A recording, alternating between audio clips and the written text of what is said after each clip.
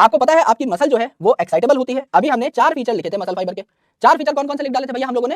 Sir 4 feature आपने लिखे थे, कॉन्ट्रैक्टिबिलिटी, एक्सटेंसिबिलिटी, एक्साइटेबिलिटी और इलास्टिसिटी। तो यहां पर अगर आप देखें तो ये अगर आपका मसल फाइबर है, ये अगर आपका मसल फाइबर है, तो ये मसल फाइबर इनिशियली मौज काट रहा होता है।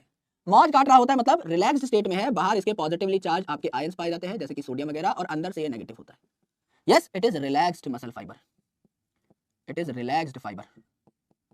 ये आपका रिलैक्स्ड फाइबर है।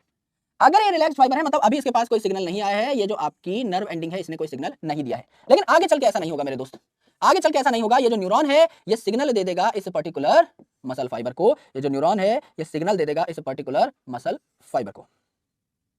करेक्ट, यहां पर इसको सिग्नल दे दिया जाएगा, यहां पर इसको सिग्नल दे दिया जाएगा।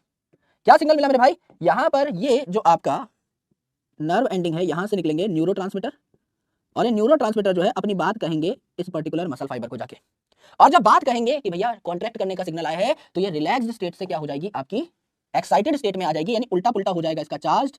ये जो है अब आपकी पोलराइज्ड से डीपोलराइज्ड हो जाएगी, यानी अंदर की साइड जो है आपके सोडियम आने लगेंगे, सोडियम का इन्फ्लक्स हो जाएगा, अंदर की साइड सोडियम घुस जाएंगे तो अंदर आपका पॉजिटिव चार्ज आपको देखने को मिलेगा। जैसे ही ये सोडियम अंदर आ जाता है मेम्ब्रेन का चार्ज उल्टा पुल्टा हो जाता है। यहां पर आपको क्या देखने को मिलता है दोस्त? यहां पर आपको देखने को मिलता है सार्कोप्लाज्मिक रेटिकुलम। इसको हम रेटिकुलम के फॉर्मेट में नहीं बना रहे हैं, अभी गोल गोल बना लेते हैं। ये हुआ आपका सार्कोप्लाज्मिक रेटिकुलम, ये हुआ आपका सार्कोप्लाज्मिक रेटिकुलम।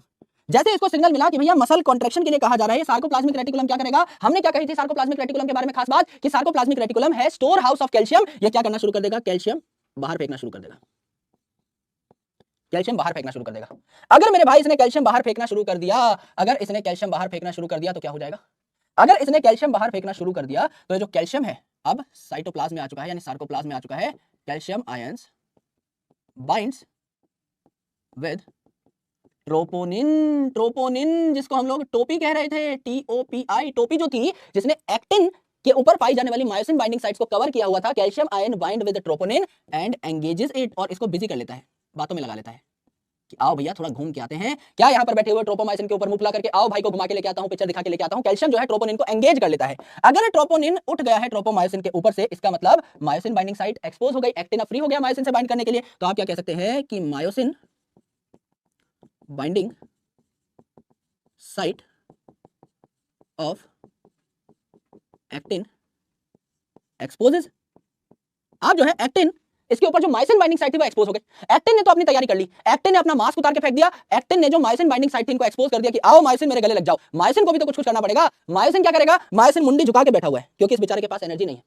इसके पास एक एटीपी बाइंडिंग साइट है इसके मुंह पे और एक्टिन बाइंडिंग साइट है। जैसे इसको पता लगेगा कि एक्टिन जो है तैयार हो चुका है मिलन के लिए, वो भी मुझसे मिलना चाहता है, एकदम उसने ट्रोपोनिन को हटा दिया है, अब मैं जाकर के मिल सकता हूं, तो ये क्या करेगा? एटीपी बाइंडिंग साइट जो है यहां पर पाए जाने वाली एटीपी को ये तोड़ देगा, हाइड्रोलाइज कर देगा, एटीपी को कन्वर्ट कर देगा एडीपी और पीआई में, और जैसे ही एनर्जी से मिलेगी, जैसे ही एटीपी टूटेगा इसमें एनर्जी आ जाएगी और ये कहेगा ये, और ऊपर हो जाएगा मेरे भाई। अगर ये ऊपर हो जाएगा, इसकी मुंडी ऊपर उठेगी, तो इसके ऊपर कौन बैठा है? इसके ऊपर बैठा एक्टिन, उससे ये दोस्ती कर लेगा। यहां पर एक डायग्राम बनवाया था मेरे भाई मैंने। जैसे ही अपनी खोपड़ी को उठाएगा, है ना, पहले नीचे बैठा हुआ है, पहले नीचे बैठा हुआ है, जैसे इसकी एटीपी टूटेगी ये खोपड़ी उठाएगा और मेरे भाई कहां जाके बाइंड कर जाएगा? आपके एक्टिन से जाके बाइंड कर जाएगा। Correct, yes. तो एक्टिन ने भी मायोसिन से बाइंडिंग करने की तैयारी कर ली। कैसे? एक्टिन ने कहा कि यार मेरे पास पहले एक कवर था जो कि मुझे तुमसे मिलने से रोक रहा था, उसको मैंने बिजी कर दिया है कैल्शियम के साथ, अब मैं तुमसे मिल सकता हूं। एक्टिन बस इतना ही कर सकता था, एक्टिन के पास कोई और काम नहीं है, कोई और एक्टिविटी नहीं है, वो सिर्फ यही कर सकता था, अपने मास्क को उतार के फेंक सकता था, उसने फेंक दिया। मायोसिन जो है इसके पास और भी काम है, इसको एनर्जी जुटानी है फॉर मसल कॉन्ट्रैक्शन, क्योंकि मोटा प्रोटीन है, इसकी मूवमेंट में एनर्जी लगती है। तो मायोसिन क्या करेगा? एटीपी को तोड़ेगा। जैसे ही एटीपी टूटेगी ये फटाफट क्या करेगा? मुंडी ऊपर करेगा और इसे चिपक जाएगा और इसको अपनी साइड खींच लेगा। अगर मुंडी इस साइड जा रही है, देखो ये, तो अंदर की साइड खींचा ना इसको, इसको कैसे खींचा? टॉई, इसको भी अंदर की साइड खींच लिया। यानी ये जो Z लाइन है, अगर एक्टिन को मैं खींच रहा हूं तो एक्टिन तो इस Z लाइन से बाइंडेड है ना, तो मैं Z लाइन को भी तो खींच रहा हूं। अगर मैं एक्टिन को खींच रहा हूं तो एक्टिन तो Z लाइन से बाइंडेड है ना, इसको भी तो मैं खींचूंगा। भाई अगर मेरे भाई ये पेन है, अगर मैं इस पेन को खींचता हूं तो ढक्कन तो फ्री में आ जाएगा ना, बिकॉज दीज आर कनेक्टेड।